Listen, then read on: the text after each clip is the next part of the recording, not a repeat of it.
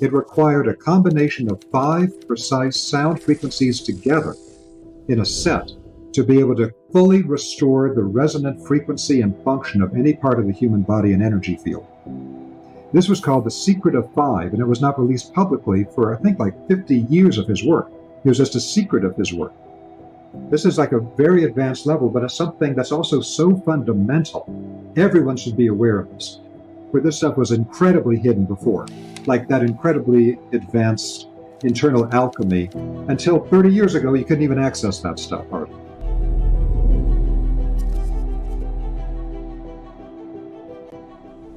These invisible waves of sound structure all of matter. And so this is the field of cymatics. And so I've worked with people in the cymatics field now for decades.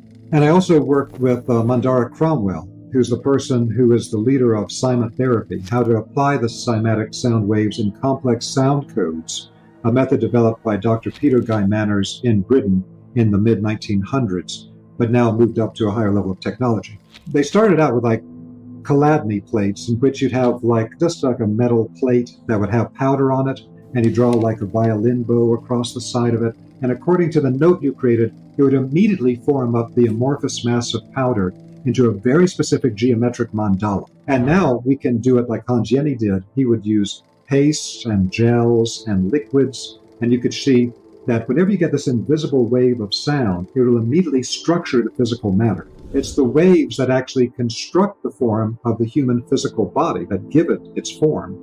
And so with the sonic waves, this can be taken very, very far, but it shows people visually, in a very immediate way, change the sound vibration in an invisible wave, and it will immediately change the physical structure of what's being impacted by the wave. It shows people visually how invisible waves actually create all form and all energy patterns. Then you've got the aspect where once they discovered what these different vibrational sounds do in creating these structures, as I mentioned, a British osteopath named Dr. Peter Guy Manners in the mid-1900s created a system at his clinic outside of London where he could apply complex sound codes. And one of the fascinating things about the cymatherapy sound codes is he found that his goal was to be able to restore the core resonant frequency in the organs of the body, connective tissues, energy field, everything. And so what he found is that using just one sound alone was not sufficient. 2 was not sufficient. 3 was not sufficient. 4 was not sufficient.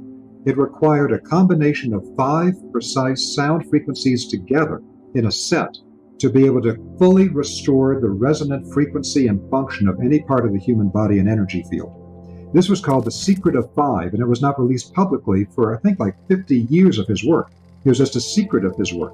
But the Secret of 5 is very important, bringing together those different frequencies into a sound complex code. And he also found that to get that full resonating ability in the body, it's not enough just to hear it. Those complex sound codes need to be driven directly into the tissue of the body through a transducer.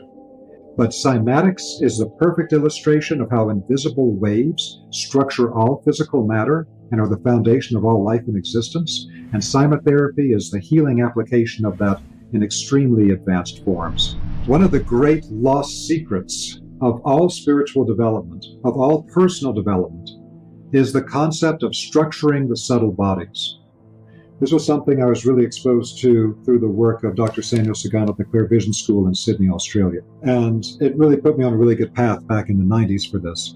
So the idea of this is that our energy bodies, our subtle energy, has a particular structure to it. Very advanced spiritual teachers will sometimes develop the capacity to perceive the subtle energy structures in the bodies of their students. Because all of our karmic history, everything we've done in the past, whether in this lifetime or earlier lifetimes, all of that collapses into specific structures in our energy field. That means that our energy field is geometrically structured. There's a sacred geometry to every person's energy field as a unique structure in the universe, because they're all structured slightly differently. There's commonalities between them all. We all have the 7 chakras and acupuncture points and all that.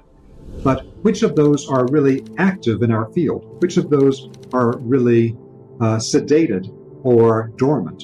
Which of these are properly formed and which of these are distorted? Which of the links between the centers are operating or are not operating? This creates different sacred geometry patterns in the energy field.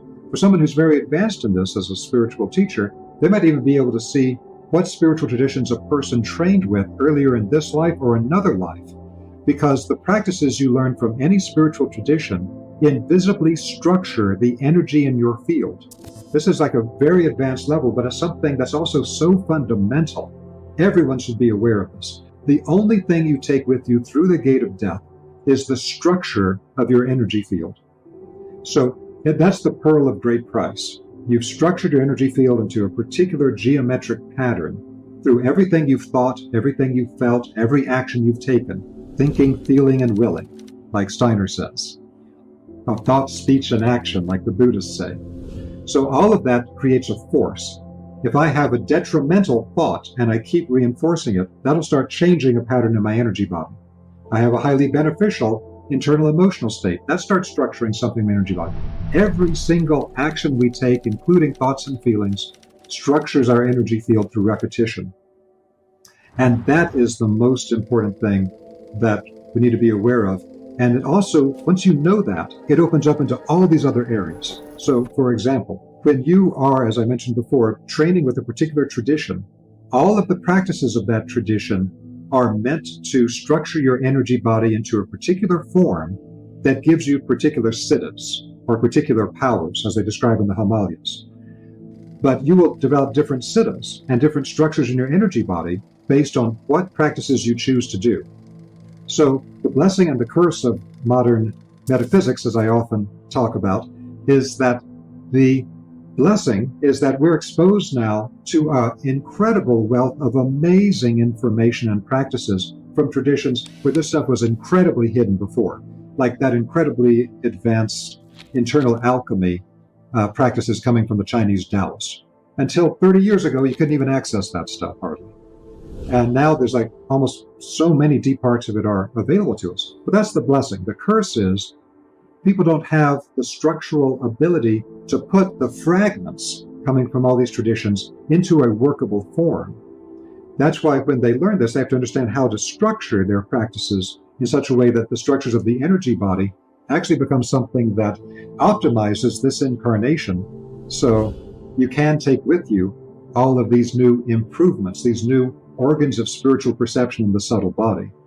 So I can connect to that another one of the questions coming up, which naturally follows on this, which is just as I have an introductory course for the vibrational testing and healing, which is the personal wavelength course, where you learn what the French call medical radiesthesia, I have an introductory course for the spiritual science track on my website for the Vesica Institute, and it's a course called Essential Teachings and Practices of Spiritual Science.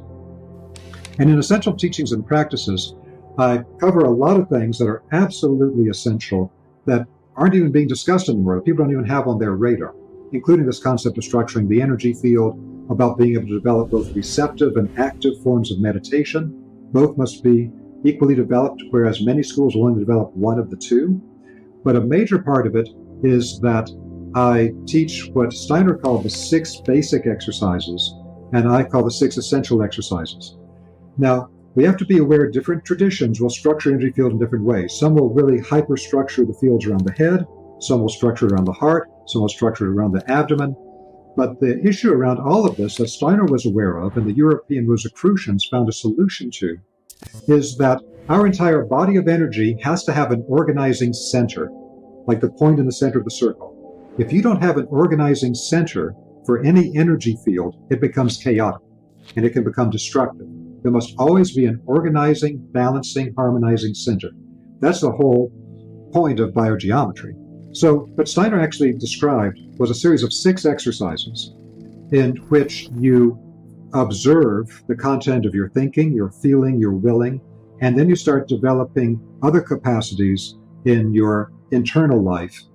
And so in the Essential Teachings Practices course, I go into detail on each of the 6 practices, and then I expand it beyond what Steiner talked about, because Steiner gave out somewhat of the receptive aspect of the observation of these faculties inside of us, but you need to add to it the active side. So I describe both sides of it as the 6 essential exercises. So what Steiner made clear is that although it might appear that these are just kind of general exercises with your thinking and your feeling and your willing, that what it actually does is each of the 6 exercises is developing one of the 12 lotus petals of the 12-petal lotus of the human heart. And so 6 of them, he said, were already developed by us in previous ages, previous lifetimes. But we have 6 that must be developed in our current time. If we can develop those 6 other lotus petals on the 12-petal lotus of the heart, that will allow the entire heart to become active as an organizing center for the entire body of energy. And so the six essential exercises, the hidden part of it is that it's structuring your energy field to activate the heart center and create an organizing center for all of the flows.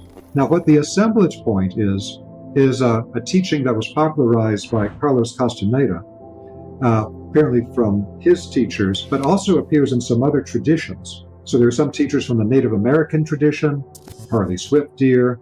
There's some other people that teach this sort of thing. But the basic idea of it is it's talking about the straight line energy axis that the human heart, we know it's a chakra, and some people aren't aware that that chakra is actually front and back. There's a front chakra and a back chakra. And it comes together at a nodal point in the center, where the chakra in the center of the body is actually on that string of the central axis from the crown of the perineum we talked about before. That central axis in the center of the body is the key that holds together all of the chakras on a front to back axis. And so what the assemblage point is a line of energy that runs through the heart, front and back. This work was developed further by John Whale in Britain, who wrote a couple of books about this, like The Catalyst of Power. And so what he's doing is he's looking at the assemblage point that needs to be properly balanced. This is a geometric mystery. He doesn't know about it. He doesn't talk about the central axis that's connected to this, but he does know about the line going through the heart. But these two have to be at a 90-degree angle as part of a greater divine geometry that our energy bodies are based on. So he shows the way, very accurately, I think, that if your energy axis running through the front heart and the back heart as a line of energy, a horizontal axis of energy in your energy body, if it starts to move up this way, it can become manic states and a whole bunch of other variations thereby based on where it's being deflected to. I think that's super important work. It helps to show the power of where these energies in the structure of the human energy field that we've been talking about, how powerful they are in affecting our thoughts and our feelings and our ability to even incarnate fully. But the thing about it is that we should be aware that they're focusing on the assemblage point that's running as a horizontal axis of energy through the front back heart chakra. And that's very important because, like Steiner talked about, the heart chakra is the balancing center. And so that's like a key place that has to be activated first to organize everything else in your energy field. But what they don't tend to talk about is that that same assemblage point axis is present on all the chakras. So you could actually look at the crown perineum axis as an assemblage point, but one that's vertical, and the most important one running through the center of your body. So there's another one at the third eye center, there's another one at the throat, there's another one at the solar plexus. There's a series of these, and if any of those get displaced, and usually they're all over the place, then just like at the heart, it can create manic or depressive states, etc., the way John Whale's books like Catalyst of Power describe. If these other energy axes at the other chakras are off, it'll create other types of distortions and problems in those fields as well. Yeah, one other quick point with that is that when I constructed the Gaia TV series on sacred geometry, I was looking at what are some of the most important patterns people should know because they exist all over the place in the human energy field and in the cosmos, and they all have certain functions. So in the one of the first episodes, I give a practice based on the cubical cross, because what is the physical world based on? It's based on a 3-axis cross. Every part of it is at 90 degrees to the other. So if you hold your fingers like this, like in electrical engineering, it shows you the 3 axes of space. And so it's front, back, side to side, top down. That becomes the framework for constructing a physical body in a 3-dimensional world. And I teach people a hidden method for activating the front back along the third eye center, the side to side, going through the same central point, and then the top down from the central axis. That creates a 3-axis cross that goes through the cave of Brahma, the third ventricle of the brain, and it stabilizes the activity or the activation of the fields in the head. And that's why I felt it was important to teach people then in detail the 6 essential exercises from Steiner to activate the heart as the whole organizing center in the Essential Teachings and Practices of Spiritual Science online course.